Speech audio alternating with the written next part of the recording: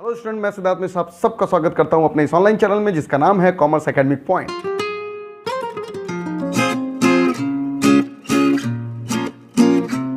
Student, आज की ये बहुत ही इंपॉर्टेंट क्लास है और मैं यूं कहूं कि ये क्लास तो है और एक तरीके से देखिए तो ये क्लास नहीं भी है, क्योंकि इसमें मैं कुछ आपको नया नहीं पढ़ाने वाला हूं। जी हाँ, ये क्लास आपके डाउट हैंडलिंग क्लास है, यानी अभी तक के मेरे पास आए हुए बहुत सारे जो डाउट्स हैं उनकी क्लास है जिसमें मैं आपके डाउट्स को रिजॉल्व करूंगा। बच्चे, जितना इंपॉर्टेंट एक टीचर के लिए बच्चों को पढ़ाना होता है उतना ही इंपॉर्टेंट होता है वो उनके डाउट्स को भी हैंडल करें। अगर मैं सिर्फ आपको पढ़ाता चलूं और आपके डाउट्स को हैंडल ना करूं तो फिर बेकार है सारी क्लासेस। इसलिए मैंने तय किया कि मेरे पास, चाहे वो मेरे व्हाट्सएप पे, चाहे वो मेरे एप्लीकेशंस पे, चाहे कमेंट सेक्शंस में जो डाउट्स आए हैं मेरे पास, उनके लिए अभी तक यानी 1 से लेकर के पिछले 16 लेक्चर्स के जो भी डाउट्स मेरे पास कलेक्ट हुए हैं उन सारे डाउट्स को मैं जल्दी से जल्दी फास्ट बेसिस पे उन्हें सॉल्व करूं ताकि बच्चों के मन में आ रहे कंफ्यूजन्स दूर हो जाए। बच्चे, डाउट्स देखिए 2 प्रकार के होते हैं। एक डाउट्स होता है जो क्वेश्चंस के अंदर आता है, आपको कॉन्सेप्ट में कोई डाउट नहीं होता। एक आता है कि आपके क्वेश्चंस में होता है, यानी सर क्वेश्चंस लगा रहे थे, क्वेश्चंस लगाने में ये डाउट फंस गया, यानी उन डाउट्स के लिए जो क्वेश्चंस बनाते समय आ रहे हैं। बच्चे, आप मेरे सीधे एप्लीकेशंस पे मेरे साथ बात करके उस पर आप मुझसे वो डाउट्स पूछिए। लेकिन जो ऐसे डाउट्स हैं जो सवाल लगाते समय नहीं आते हैं, जो कंसेप्ट से रिलेटेड हैं, या फिर जो क्लास 11th नहीं अच्छे पढ़े हैं बच्चे, उनके मन में जो डाउट्स आते हैं वो वैसे डाउट्स होते हैं। यानी उन्हें मैं अगर कहूं दूसरी भाषा में तो बड़े मासूम से डाउट्स हैं, मतलब क्यूट डाउट कह सकते हैं आप, इनोसेंट डाउट्स कह सकते हैं उसे। तो आपको लगेगा कि अरे सर ये तो बड़े छोटे डाउट्स के लिए आपने एक पूरा लेक्चर बना दिया। बट बच्चे, वो छोटे डाउट्स भी बहुत जरूरी है कि हम उन्हें सॉल्व आउट करें, उन्हें टैकल करें, उन्हें हैंडल करें। बाकी जो क्वेश्चन रिलेटेड डाउट्स हैं अभी भी हमारे एप्लीकेशंस पे बच्चे भेजते हैं, आप उसका स्नैपशॉट लीजिए, मेरे एप्लीकेशंस पे भेजिए, वहां से उसे सॉल्व करके, डिस्कस करके और भी बच्चों के साथ मिलकर के उसे सॉल्व करेंगे। तो चलिए स्टूडेंट, आज की हम लोग स्टार्ट करते हैं क्लासेस आपके डाउट के साथ।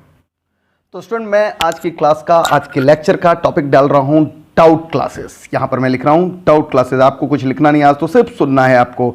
आज आपके लिए मौज है, सिर्फ सुन करके चाय पीते हुए आप मुझसे बातें कर सकते हैं। डाउट क्लासेस बच्चे, डाउट क्लासेस के अंदर सबसे पहला डाउट एकदम सिंपल सा आया, वो आया बैलेंसिंग फिगर के ऊपर। बच्चे, एक बच्चे ने क्वेश्चन मुझसे किया कि सर बैलेंसिंग फिगर कैसे निकालते हैं, उसे प्रॉब्लम थी बैलेंसिंग फिगर पर। बच्चे सुन लीजिए कैसे बैलेंसिंग फिगर निकालते हैं। बैलेंसिंग फिगर यूं होता है कि जब कोई आप खाता बनाते हो और उस खाते का डेबिट और क्रेडिट का टोटल करते हो। दिस इज, जैसे आपने मान लीजिए कि ये आपने खाता बनाया, आप यहां बहुत सारा इंफॉर्मेशन बच्चे भर देते हैं और इधर मान लीजिए सबके डाटाज लिख रहे हैं, 200, 300, 100 ऐसे आपने डाटाज लिख दिए। और अब डेबिट साइड में भी बहुत सारे, ये सारे बाई साइड से आपने लिख दिया इस तरीके से, और टू साइड से भी बाई द वे आपने बहुत सारे डाटाज भर दिए। और यहां पर आपने 100, 50 ऐसे करके मान लीजिए 30 इस तरीके से आपने भर लिया। अब लास्ट में जब आप लेजर का टोटल करते हैं बच्चे, तो ये टोटल मैच हो गया तो बहुत अच्छी बात है, लेकिन मैच अगर नहीं हुआ तो निश्चित तौर पे एक साइड ज्यादा आएगा, एक साइड कम आएगा। तो जो साइड कम आता है और जितना कम आता है उसी को कहते हैं बैलेंसिंग फिगर। तो अब समझ लीजिए कि हर खाते में जो बैलेंसिंग फिगर बोलता हूं वो होता क्या है। जैसे आप देखिए यहां पर आप इधर का टोटल करें तो ये टोटल जोड़ करके कितना आ रहा है, 600। यहां देखिए बच्चे आ गया 600, तो हमने 600 भर दिया। लेकिन जब आप इस टोटल को करें, यहां पर इस टोटल को यहां पर करें तो कितना हो रहा है, आप देखिए 180, ये आप देख सकते हैं, जबकि ये कितना था 600। तो जो बड़ा है वही हमने यहां पर भर दिया और बड़ा ही दोनों तरफ भर दिया जाता है। This is 600।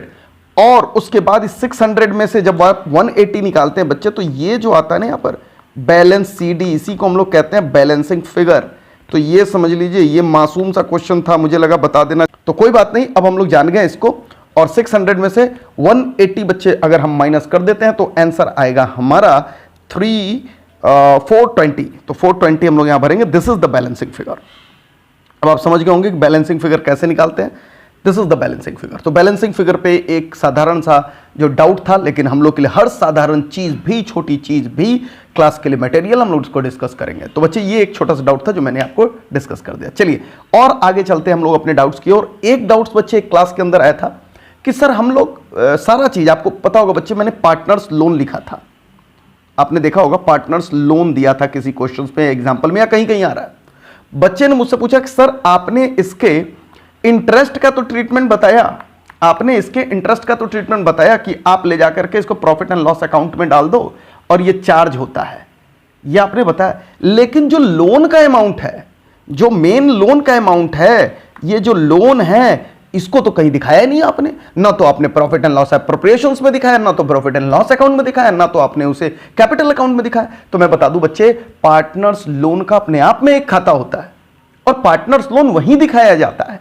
और क्योंकि इस पार्टनर्स लोन में बहुत ज्यादा घटना और बढ़ना होता नहीं है, इसलिए पार्टनर्स लोन जो है हर साल उतना ही रहेगा, तो लायबिलिटीज के तौर पे हर साल बैलेंस शीट में सीधे पोस्ट होता रहेगा।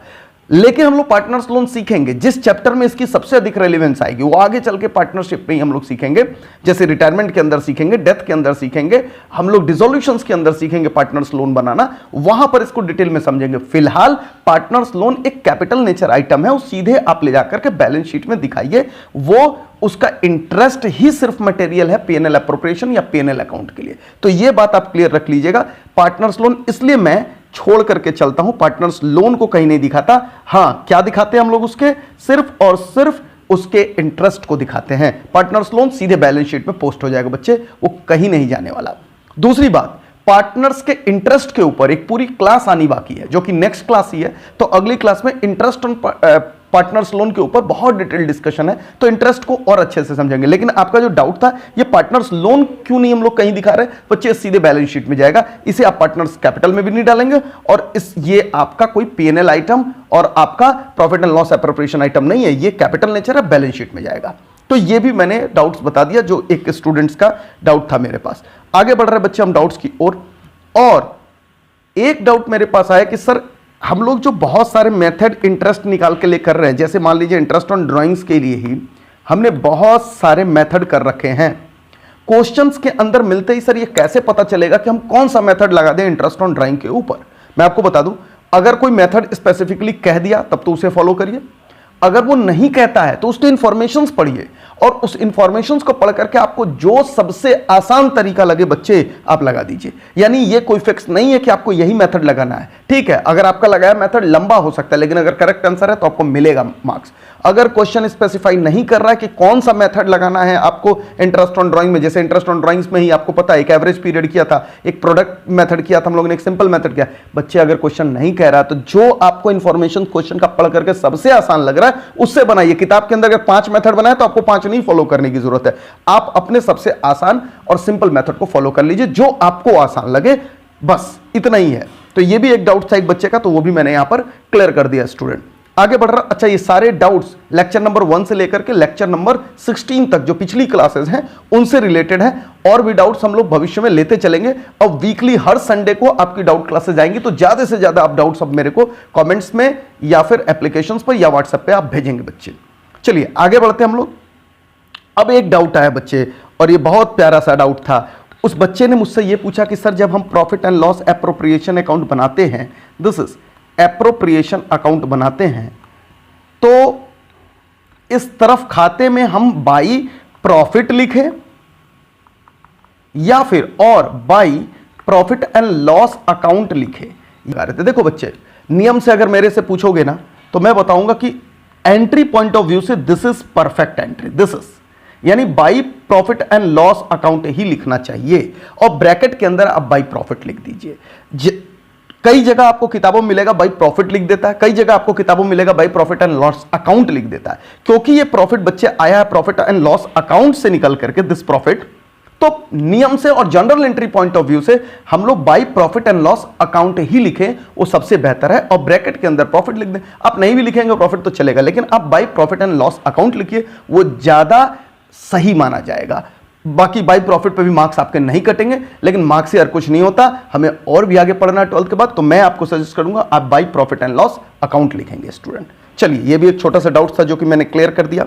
अब आगे हम लोग बढ़ रहे हैं बच्चे। एक डाउट्स आया था कैपिटल अकाउंट के डेबिट और क्रेडिट बैलेंस को लेकर के। कोई क्वेश्चन था जिसके अंदर कैपिटल अकाउंट में लिख दिया था, डेबिट बैलेंस भी दिया था एक पार्टनर का, और एक पार्टनर का क्रेडिट बैलेंस भी दिया था। जैसे मान लीजिए ये आपका कैपिटल अकाउंट, दिस वन, और यहां पर मिस्टर ए हैं, ये मिस्टर बी हैं, ये मिस्टर ए हैं, ये मिस्टर बी हैं। बच्चे, जिन पार्टनर्स का ओपनिंग डेबिट बैलेंस दे दिया, आपको मैं बता रहा हूं, उनका मान लीजिए मिस्टर ए है और मिस्टर ए का डेबिट बैलेंस दे रहा है, और मिस्टर बी का शुरुआती क्रेडिट बैलेंस दे रहा है। बच्चे जिसका डेबिट बैलेंस होता है आप यहां से उनका शुरुआत करेंगे, टू बैलेंस ब्रॉट डाउन, यहां से उनका शुरुआत करेंगे, और जिनका क्रेडिट बैलेंस देगा आप उनका क्रेडिट साइड से शुरू करिए। बाई बैलेंस ब्रॉट डाउन, दोनों ब्रॉट डाउन ही है, बस यहां पर आपको देखिए मैंने दोनों तरफ क्या लिखा है, ब्रॉट डाउन ब्रॉट डाउन। इसकी डिस्कशन मैंने क्लास में भी की थी, शायद आपने ध्यान नहीं दी होगा इसलिए आपको ये मिस हो गया, तो आप क्रेडिट कार्ड साइड से करिए। तो ये एक सिंपल सा कंसेप्ट है, तो आप डरेंगे नहीं कि डेबिट और क्रेडिट बैलेंस दे देता है, कैसे हम लोग डील अप करें। तो ये कैपिटल अकाउंट में एक डाउट था बच्चे का, वो भी आपको मैंने यहां पर क्लियर कर दिया। स्टूडेंट एक डाउट और था कि सर जब हम लोग फिक्स्ड कैपिटल के अंदर, जब हम लोग फिक्स्ड कैपिटल होता है और पार्टनर्स का कैपिटल अकाउंट भी बना रहे हैं, बिल्कुल बना रहे हैं, और पार्टनर्स का हम लोग करेंट अकाउंट भी बना रहे हैं, पार्टनर्स का करंट अकाउंट भी बना रहे हैं, बिल्कुल बना रहे हैं बच्चे, दो खाते हम लोग बनाते हैं। तो सर जो ओपनिंग और क्लोजिंग, जो ओपनिंग बैलेंस इनका दिया रहता है, क्या यही बैलेंस हम लोग यहां भी लिखते हैं ओपनिंग बैलेंस? नहीं, ये गलत है। ओपनिंग बैलेंस ऐसा नहीं होता बच्चे, ये दोनों अलग अलग खाते हैं। इस खाते का डिटेल आपको अलग देगा, डिफरेंट देगा, और इस खाते का डिटेल आपको डिफरेंट देगा। याद रख लीजिएगा, दोनों में आप सेम फिगर नहीं ले जाकर के भर देंगे। तो पार्टनर्स करंट का ओपनिंग बैलेंस अलग से क्वेश्चन में मेंशन रहेगा, नहीं है तो छोड़ दीजिए, नील कर दीजिए, लेकिन अगर होना है तो अलग से देगा। यानी कैपिटल अकाउंट का बैलेंस अलग होता है ओपनिंग, और पार्टनर्स करंट अकाउंट का बैलेंस अलग होता है ओपनिंग। तो इस पर भी आपके मन में जो डाउट्स निकल रहे थे वो भी मैंने आपको यहां पर क्लियर कर दिया।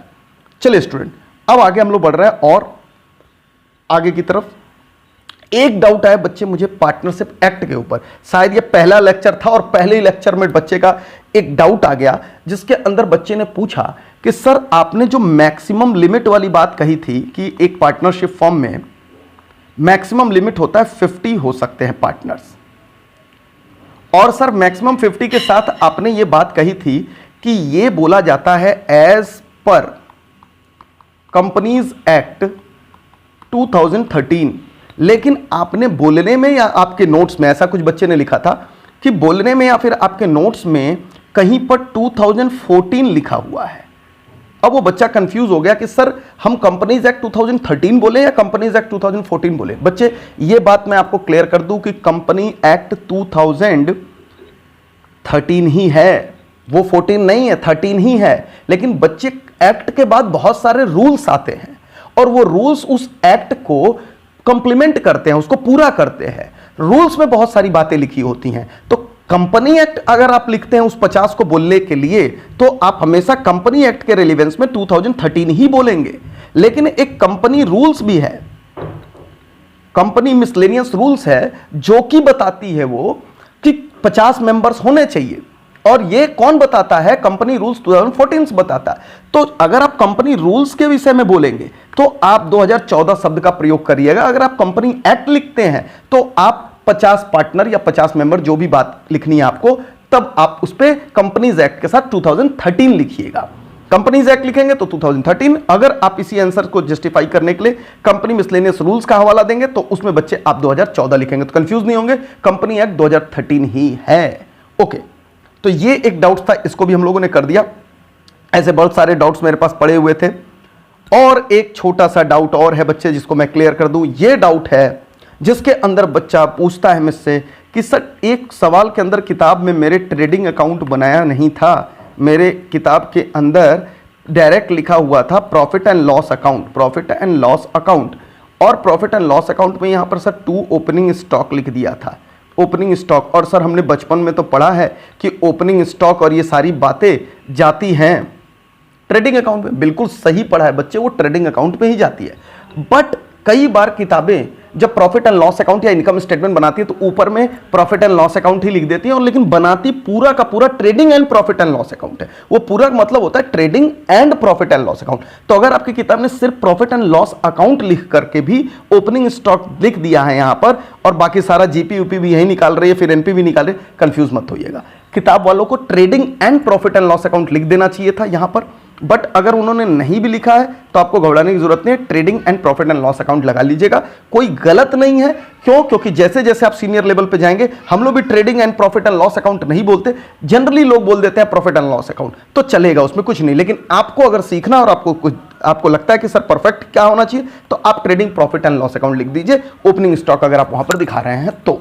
तो ये था बच्चे जो कि मेरे पास बहुत सारे डाउट्स आए थे, जिसको मुझे लगा ये डाउट्स कोई बहुत रेलिवेंट डाउट नहीं थे, बड़े बड़े डाउट नहीं थे। लेकिन कई बार हम लोग रेलिवेंट डाउट्स को तो महत्व देते हैं, और वो तो हम लोग अपने चैट सेक्शंस में करते हैं, मैं व्हाट्सएप से भी रिप्लाई करता हूं, हर जगह मैं उन क्वेश्चंस में आने वाले डाउट्स को सॉल्व करता हूं। मगर ये जो छोटे छोटे डाउट्स होते हैं बच्चे निकल जाते हैं, और ये बहुत बड़ा प्रॉब्लम क्रिएट करते हैं आगे कॉन्सेप्ट के लिए। मुझे ऐसा फील हुआ कि इन डाउट्स को भी जरूर हैंडल करना चाहिए। 10 से 15 मिनट लगता है स्टूडेंट, मगर बहुत सारे बच्चों के लिए ये हेल्पफुल हो जाता है। और भी डाउट्स पूछिए, जितने छोटे से छोटे, सर 2+2 4 होता है, अगर इसमें भी अगर आपको डाउट है तो आप लिख डालिए, मैं उस डाउट्स के लिए भी समय निकालूंगा, और आप तक हर छोटे छोटे डाउट्स के लिए हर संडे को मैं लेकर के जरूर आऊंगा स्टूडेंट।